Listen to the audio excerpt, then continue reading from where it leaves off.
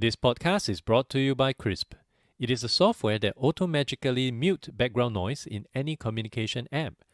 No more embarrassing dog barks, traffic noises, crying babies, and family chatters when you're doing your calls from home or the nearby cafe. With Crisp, those noises will be muted and your caller will not be able to hear any of them. Not only is it able to remove background noises, it can also even remove the ones coming from your caller. So all you get is high quality audio without the distractions. Crisp supports any devices and over 800 apps such as Zoom, Teams, and WebEx. Try out the world's best AI powered noise cancelling technology for free. Simply go to adriantan.com.sg/crisp to get started.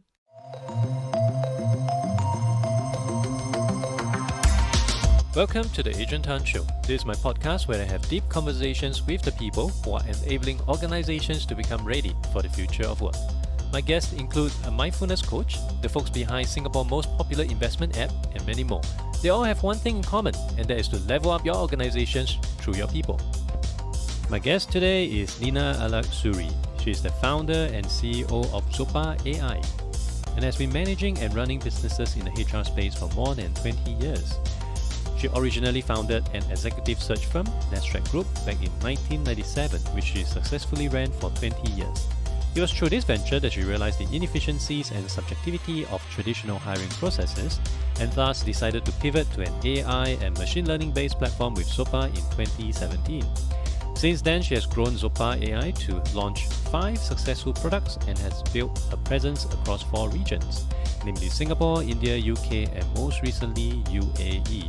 Please welcome my guest, Nina Alag Suri. Hi Nina, thank you for coming on to the show. Oh, my pleasure, Adrian. It's an absolute pleasure to speak to you. I've been following your blogs and delighted to be on your show. Thank you so much. I've been following what you have been doing as well, and I'm just surprised that it took us so long to come together. Where does this podcast find you? In London, I'm in London in the war zone, Adrian. Everything is under lockdown. So I'm actually looking forward to returning to Singapore next week. Oh, you're coming back next week. Awesome. That's good. So let's also help the folks understand better what exactly is Zopa and the backstory behind it. How did it come about? Sure. Zopa is my second venture. I'm the founder CEO.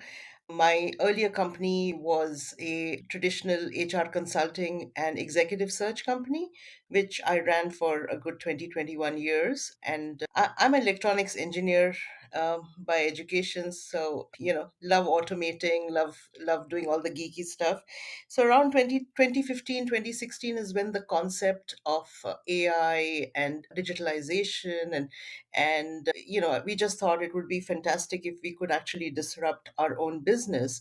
Then we know it works, so that's how Zopa came about. Zopa is a SaaS cloud-based platform which helps companies and employees, so employers and employees, to match with each other. So it's about finding the best job compatibility and capability through AI and predictive analytics. And in terms of jumping into this bandwagon, given that you came from the consulting executive search space, was it very challenging for you in the beginning? You mean the pivot? Yes. Not really, because I felt that the technologies like data science, AI, these were the technologies of tomorrow, and I think the future was fairly evident that this is where the industry is going to move to. So I was quite excited about the business of the future, and having done 20 years, I felt it was really, really a good time to take all the learning from that business, all our learnings, not just from the employer point of view but also from the employee pain points, and do something which can really benefit and create more meaningful employment for both the parties. And your solution primarily is targeting on disrupting recruitment. And how has recruitment changed over the years since you first started many years ago? And also how AI is trying to improve this entire process? Sure. So, I date back to very, very old times. So this was when there was no email as well. This was the time I was working for a couple of large multinationals, including ICL, and being on the other side of hiring, I used to totally get frustrated with the quality of resumes or the quality of match, and not getting the right, so to say, the right fit. So that is what inspired me to start Nastrac, which was the previous business. That was a time when resumes used to actually be printed in hard copies and be sent to you by local courier. Hiring used to be very, very local and very, concentrated within the square mile and so on. From there we went into dial up internet. So yes, a bit more, so to say, extension happened. People started to look at moving between cities and then eventually between countries. So it has come a long, long way. We so my business, the initial business, was when there was no LinkedIn, there was not even Monster, Naukri. I've seen all of those come into commission during the last business. So from there, the challenge then used to be, how do we find the best person who can do that job? And then with job portals and LinkedIn specifically, which is an open networking platform, it was not about finding who is the right person, but it is finding the, who can do the right job. It was like finding a needle in the haystack, and really identifying who is your ideal candidate. So from the main challenges of really finding who the person is doing that job, I'll give you an example. We used to call companies and kind of pretend to be from the press or from a convention to find out who does what, from the receptionist. So it was quite rudimentary at that point of time, and look at it now. I mean, it's a totally different ball game when it comes to recruitment. Yes, it definitely has. I also started my HR career in recruitment, and I started when we were still faxing resumes. Yes, Amount I of correction fluid that we often exhaust in our dictionaries. Yeah, and now, we're already talking about augmenting, with AI, and just to the second part of your question on what how recruitment is today. Obviously, there is a lot of focus on automation, and everything is about scale, right? So you don't want just to find the best candidate in your square mile. You want to find the best candidate for the job, period. So the scale has changed completely. Your applications flow in from a large scale. You reach out to candidates from a very large pool. So I think the whole trick is about, how do you really hire right, and how do you make sure that you are hiring the person who is not just capable but also compatible with your company's persona. And I think that is where the market is moving. And the second big challenge, I think, which a lot which is something which has always been forgotten, is the challenges of the job seeker. And just the whole candidate experience, the candidate journey. Ultimately, this is what creates the employer branding. So there is, that's another area which companies are now beginning to focus on. And how does Zopa help to bring those benefits to the users? Specifically, what are some of the features that can actually help improve this entire process, not just for the users, which is the employers, but also for the candidates as well? Sure. So let me first start with the candidate side. Zopa has two sides from the login point of view. It has a dashboard for the employer, but it also has a dashboard for the candidate. So what it does is it keeps the candidate completely engaged. So from the time that you are invited or you put in your application for a particular job, you are then, you have the opportunity to create a digital profile on Zopa, and this is the digital profile that kind of follows you through the job journey. So you're kept informed about what's happening with your resume. Are you shortlisted, rejected? If you're shortlisted, what stage are you on? So the candidate feels completely included, in the entire journey. So it really makes it a very inclusive process.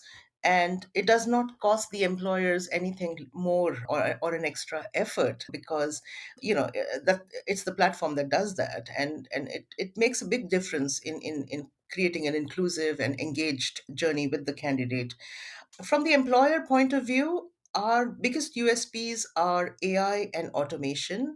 And that is where we focused AI, because the entire mission of Zopa is about how do we make hiring an objective process. Hiring is a very subjective process, and it has been so far. Now, with tools like AI, data science, predictive analytics, and so on, you can actually start removing those areas, and augmenting them with AI, so that the it is more scientific, and it is not just gut feel based, or subjective in nature. So just very key features, secure login. We are hosted on Azure, highly certified, GDPR, PDPA compliant. Starts from there, right up till AI scoring, ranking, shortlisting, AI scoring for both for CV match as well as predictive analytics, such as retention probability of the candidate. Should you go ahead with the hiring process? Will they stay with you for at least 12 months? Performance predictor, which kind of gives you a prediction of what are the chances of the person performing in the job. These are very powerful matrices, because this is where your accuracy of hiring comes in. And then from the employer's point of view, it is all about how do we make the hiring a scientific process. How do we make it a science and remove the subjectivity? So, for example, we have algorithms which we have patents for, which do predictive analytics on based on the candidate's persona that is created, and resume, which can predict what are the chances of them performing in the role that you're hiring them for. What are the chances of them being retained in your company for at least 12 months? And then, can they do the job? A lot of times CVs are shortlisted or rejected based on keywords. And that's the other disruption which we have tried to do through natural language processing. And it's about screening people in rather than screening people out, and we believe quite strongly in that. And so the beauty of Zopa is that it is not one step that kind of decides yes or a no. It's a series of different AI stages, which go very seamlessly and very quickly to scale, which ultimately kind of give you the top 10 candidates, not just from not just from the applications that you've got at that moment, but it can retarget candidates from your talent pool. It can redeploy candidates from your employee pool. So it just gives you that large scale of finding the best candidates for that job. All this will be done automatically. It's done automatically, and that's where we are going now, towards more and more automation, 100% automation. And if I may quote a use case, very recently here in the UK, there's a very large logistics company which does logistics for Waitrose, and they did 100% automated, and then the hiring managers got involved only at the last stage. So typically, top of the funnel scoring, ranking, shortlisting, automatically taking the shortlisted candidates to multiple choice questions and mathematics exam, automating the pass fail, and then taking them through a video interview, and then the hiring manager getting involved in the last set of the most suited candidates. Yes, so yeah, to your question, you can get nearly 100% automation till the last stage of where you augment it with the human. And would the solution be jobs agnostic? Would it be more suited for white collars, blue collars, frontline? Yeah, so our first set of answers were for, sorry for that ping. Our first set of algorithms were mainly for white collars. We have since then, also developed algorithms for graduates, interns, and we are currently working on our blue collar algorithms, and they are industry agnostic, Adrian. And given the amount of automation involved, I would imagine that your ideal customer would require some kind of volume in order for it to make sense. So, what kind of recruitment volume, or what kind of or number of racks do you think your ideal customer should have if they wish to explore something like Zopa? Interestingly, when we started off Zopa, we were targeting mostly very large enterprises who were regularly hiring. So either large enterprises or then employers who were constantly hiring. Since then, over in 2020, we have now launched a smaller product, a much more, so to say, much smaller for low scale, for SMEs, for startups. So we now, if you look at the suite of products, it goes right from SMEs right up till enterprises, governments, universities. So right from interns, graduates, mid-level to high volumes. You definitely have must have spoken with quite a number of companies in educating them, trying to convince them about the merit of your solution. What would you see as the biggest challenge in trying to convince them to consider adopt your solution? When in the first few first few months of launch, I think the biggest challenge was to convince them on benefits of AI and the whole objective way of hiring. AI was quite new, as you would imagine, in 2017. So we used to almost always get this look of shock that, are you sure something as human as this can be made into an artificial intelligence? And very quickly, Adrian, over the last couple of years, that has changed. So nobody bats an eyelid anymore on the whole AI approach. So that's how quickly the market has adopted it. And then the next big thing that happened was obviously COVID. And COVID made companies also realize that digitalization is the way to go. There is, today there is COVID, tomorrow there could be something else. And just the whole adoption and the boost it has given to digitalization in 2020, I think it's probably jumped 2 or 3 years that it would have probably taken. So I think there's been a lot of change because of the pandemic on the acceptance and the benefit adoption by most companies. I've also seen quite a number of other recruitment solutions trying to bring AI into the picture and trying to optimize the entire recruitment process as well. In your opinion, what do you think would be your unfair advantage over them? I would say that firstly, the experience with the previous, the 20 years that we spent in the global market across 5 continents, all the domain knowledge that we gathered there. The second big advantage that we had was, of course, data. And fortunately, I guess maybe because of the engineering background, I was quite careful about we maintaining very strong IP records and data and the time series. The quality of AI is very, very dependent on the data science that goes behind it, right? And the data science is totally dependent on data. So one of the most important ingredients have to be data. Now, data does not mean just pure resumes. For that matter, you can just take all the profiles from LinkedIn, but it is about time series, impact, feedback, everything that goes right from the stage of identifying candidate. Did they get shortlisted or rejected? If they were shortlisted, did they accept the job? If they accepted the job, did they stay in the job? So the complete time series, and it has to be large enough to make sure that you don't have sample bias. You also have to make sure that it is diverse enough so that it's across regions, across different markets, across different industries. So I think that is a big advantage that we had. Yeah, I mean, we've also kind of built this product in the market, so to say. So a lot of early testers of the product were the companies that we were servicing. So we kind of really got them involved in our alpha testing and beta testing and said, tell us what else do you want to see in the product, and what else do you recommend.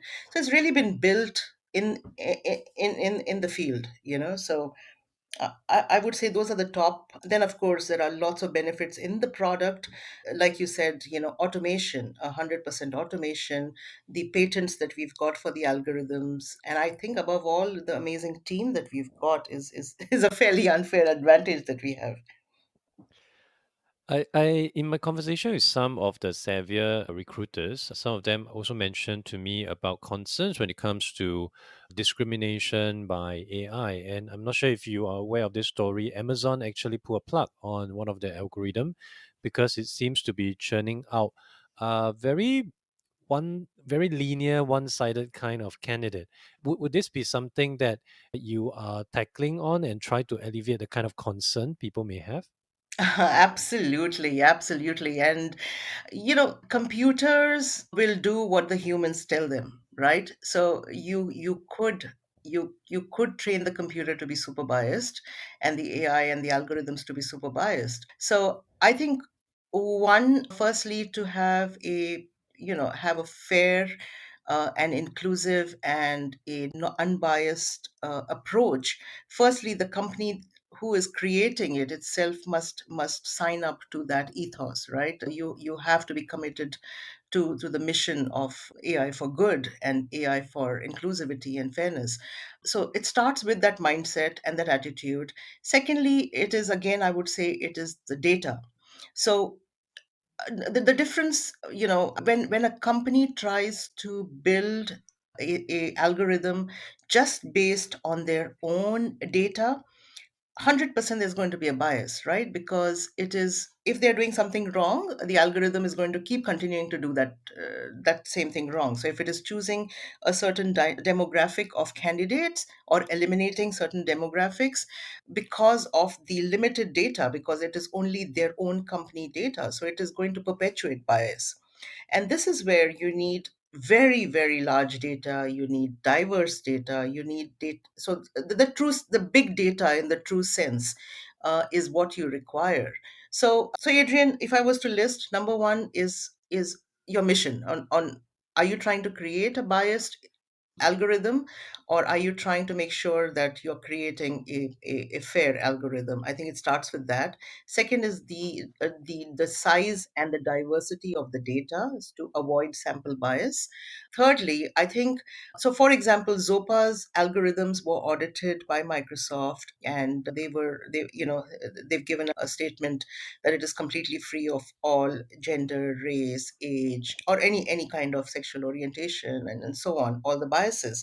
And I think at some point of time there will be, like we have cybersecurity, and I'm sure there's going to be a much more vigilance around the AI algorithms. And I really hope there are some standards and some certifications that come into play, so that these kind of manage, sinister AIs, as you call it. So I hope that that kind of covered what you said, but you're right. Machines will do what humans tell them to do. Given your eye on the recruitment landscape over the past many years, what do you think will be the biggest change and disruption as we move into, we are already in 2021. So, what do you think would be the biggest change in 2021? Specifically in the recruitment, That's right. well, one of the big things which we are already seeing is the acceptance of working from anywhere, right? Working from home has become of the past. Working from anywhere, I notice a lot of clients are now hiring people who are not in their city or in their town. They're just going for the best candidates anywhere, whether it is. So remote working is here to stay. I think there's going to be a lot of skill-based hiring, so which means, beyond the trappings of which school you come from, which college you come from. I think it's ultimately going to be, what can you do? What is a skill that you bring on board? And again, that marries very, very well with work from anywhere. So I think the skill-based hiring, working from anywhere, and just the whole, attitude towards scale, and looking at it outside in and screening people in rather than screening people out. I think that's here to stay. There's already so much talk about inclusivity, and so I think all of that is really going to start showing us. And with these tools, one can hope for a lot of positive change in the hiring. It's good to know. I actually got to reach out to you because I got to know about this discussion you done on the Nathan Leka show, and in which it was mentioned that you have raised funding. So I would like to find out more on that and what's next on the roadmap for the business. Yes, so we are in the process of raising our Series A. We had to postpone our Series A because of COVID. It was supposed to be last year. And then, with all the uncertainty, we said, let's not waste time. VCs are going to take that much longer. So we pushed it to this year. So we are trying to raise around 5 million, Adrian. And so, we are hoping to close that round by April. Awesome. So I would imagine that you are on a hiring spree right now. We are absolutely. Last year, most of our business was done with a sales team of two people, believe it or not. So, we are in the process of really, the biggest focus this year is about go to market, more sales force, more go to market initiatives, partnerships, reseller program. So, a lot happening this year. For people who's interested to find out more, where can they go to? Zopa.com. So Zopa is pronounced spelled as X0PA.com or X0PA.ai. We also have another product called Zopa Room. So again, X0PA Room.com. That's for our assessment and virtual assessment, virtual hiring, virtual interviewing platform. So yeah, and we would be delighted for anybody who has an interest. There are lots of videos on Vimeo under Zopa and YouTube. So, look forward to people checking us out. I'll share all these links in the show notes. And Nina, thank you so much for making time today. Lovely speaking with you. I wish you continued success in your journey with SOPA. It's my pleasure, Adrian. Thank you for having me online and thank you very much. Lovely speaking to you. Thank you for listening to the podcast. You can refer to the show notes for links to more information about our guests and their businesses. If you enjoyed this podcast, it would be helpful to give a review on iTunes or follow me on Spotify. If you're using Overcast, please hit the star button under the episode. That will help get this episode and podcast out to more people who may find it useful. I'll see you in the next episode of The Agent Han Show.